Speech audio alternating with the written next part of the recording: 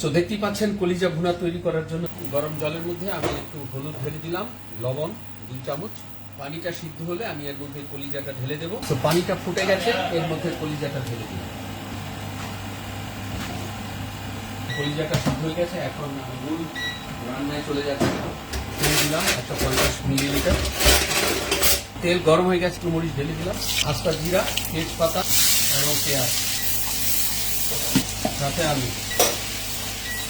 আলুটা আর একটু ভাজা ভাজা হয়ে যাবে। বাকি উপকরণ যেটা আমি রেখেছি এখানে 1 টিস্পুন হলুদ, 1 টিস্পুন জিরা, 1 টিস্পুন গরম মশলা, 1 টিস্পুন ধনিয়া পাউডার, 1 টিস্পুন মরিচের পাউডার আর পরিমাণ মতো লবণ। বাকি উপকরণ ঢেলে দিলাম। এখন এর মধ্যে কলিজাটা ঢেলে দিলাম। টমেটো বাটা, এর মধ্যে আমি কিছু মাশরুম অ্যাড করে দিলাম। আলুটা অনেক শক্ত, তাই পানি ঢেলে দিলাম।